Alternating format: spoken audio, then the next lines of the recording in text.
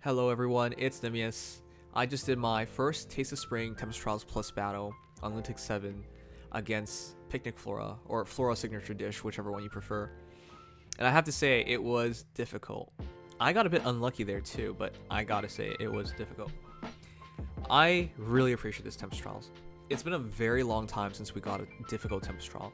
If anything, I think the last, and actually the only time, maybe it's not that bad, but I think the hardest Tempest Trials ever was Dark Clouds of Awakening, and that was a very, very, very long time ago. Now, at that time, against Veronica, it was difficult for various amounts of reasons. At the time, there wasn't as many changes in the favor of players, so for example, if you failed a battle and you started a new one, everyone went back to full HP. I believe that was the case.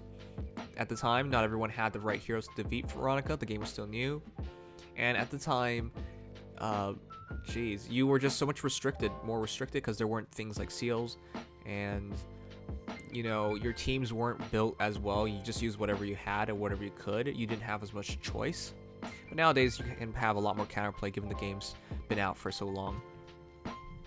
So that said, outside of that battle, which is a real anomaly, I don't think there has been a real difficult Tempest Trials. Maybe the Black Knight was a bit difficult. Maybe Veronica was a bit...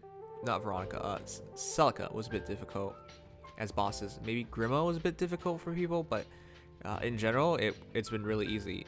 In particular, the last Tempest Trials was really weird.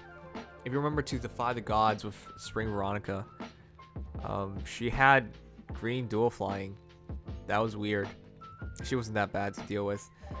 I guess as a hero, she could have provided some issues because of the placement of her and her squad and the trees and whatnot. But what I'm saying is, it's been a very long time since we got a difficult boss. Grail wasn't really difficult because he had Wary Fighter, so you know you wouldn't have to really worry about him one-shotting you.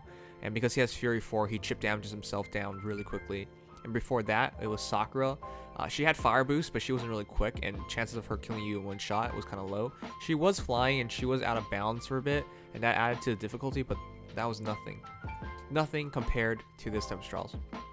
The reason why I mention it so much is because Flora is built perfectly.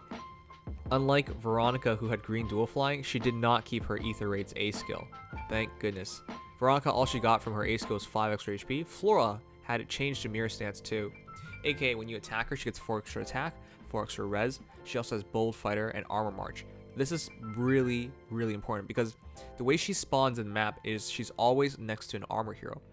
And because there's a forest in front of you, you don't really, you can't really attack them as easily. And because armor heroes can go through forests really easily, because you can armor march through forests, they don't get slowed at all.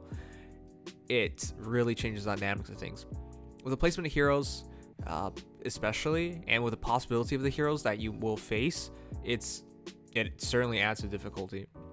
In my case, my first Tempest Trials Plus run against Flora, I was like baffled because right next to her spawned Idun, so I had to fight Flora and Idun at the same time, and that was a bit rough. Idun's of course one of the best defensive heroes in the game. She cannot be debuffed, and because it's on Lunatic 7, her stats are incredible. Speaking of which, Flora's stats are incredible. With 69 HP, 62 attack, 28 speed, 35 defense, 47 res, she hits so damn hard, especially with Bold Fighter and Iceberg. Remember, with Bold Fighter, she attacks, and if you can counterattack, it drops by 2, you counterattack, drops by 1, and she just Icebergs you. So she's super scary to hit.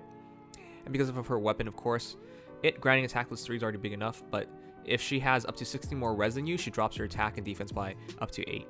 It's huge. And then, of course, because she's a dagger hero, if she does hit you, she debuffs your entire team's defense and res. So it's pretty good. It's pretty big. Now, luckily, the strongest heroes that appear next to her are simply, I believe, Idun, Harden, Robin, Grima, the Armor Robin, Armor Grima. Maybe Zelgius, but that's about it. Thankfully, it's just those heroes. It's actually really good that Surtur got taken out, because if she was next to Surtur, that'd be a red and green hero, and they're really bulky, and getting close to her would be difficult, because Surtur would just be dropping the Samara on you. Anyways, I really appreciate it. The map design was pretty good, and I really appreciate how they were using Echo's maps. It's been a very long time since we got in what is it, Chapter 11, Chapter 12 Echoes maps. If you guys forgot, Echoes, when Fire Emblem Heroes and Tempest Trials first came out, I believe Shadows of Valentia was just getting released and there was a lot of build up to it. So our first Tempest Trial, while it was Veronica, the second one and third were all about Shadows of Valentia. That's why Alm and Celica were two of our first Tempest Trial bosses. So we're going back to those maps. It's been a very long time. It's kind of heartwarming to see those old designs again. Anyways, is the Tempest Trials really that difficult? No. If you manually do it, you should be able to beat it relatively easily. It's more about if you auto battle it. And if you do auto battle it, my suggestion is Leo's probably not an ideal bonus hero. The reason because he's green and because he's Cav, he's most likely attacking. The way you use Leo properly is if you use him defensively and have him be attacked. But if you have nothing else, use him, of course. And oh man, it's rough because there's two armored heroes, and because it could be Dune and Flora, well, it could be also a bunch of other armored heroes. But there's a lot of armored heroes involved on the map that have disencounter, so you can't really attack them that well. There's Harden, there's Hector, Dune. Dune won't attack from a distance.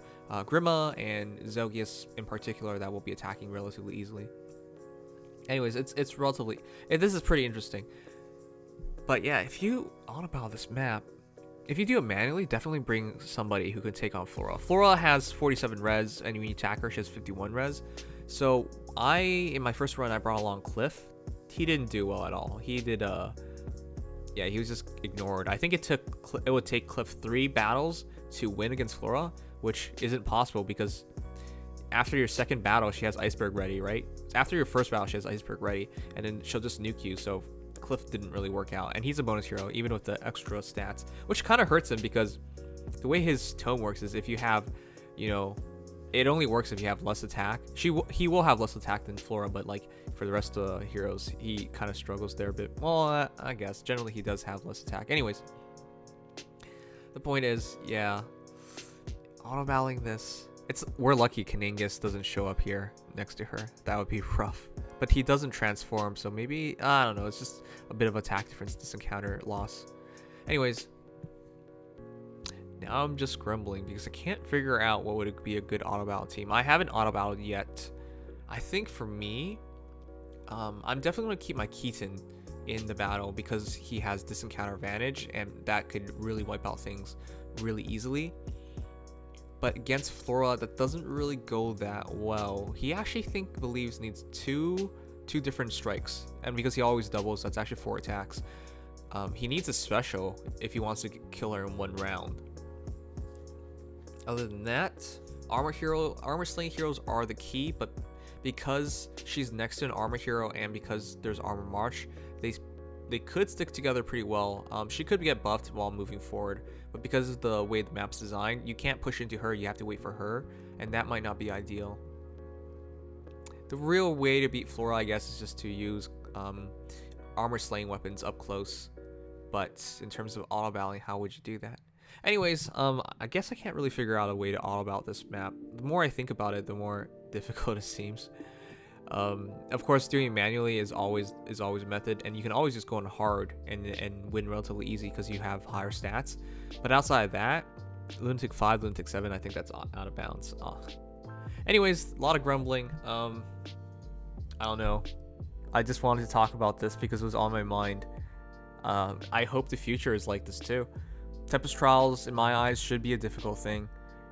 Once upon a time, it really was meaningful to reach 100,000 points. 100,000 points means you got all the rewards. It wasn't always 50,000, guys. I know for a lot of players, it seems like it's just 50,000 points. And not even all the players would max out their points and get all the rewards. I definitely think you should. There's a lot of rewards there. In particular, the rewards are, let's see, how much is it? I believe it is 11,000 feathers, 42 orbs, and 80 sacred coins.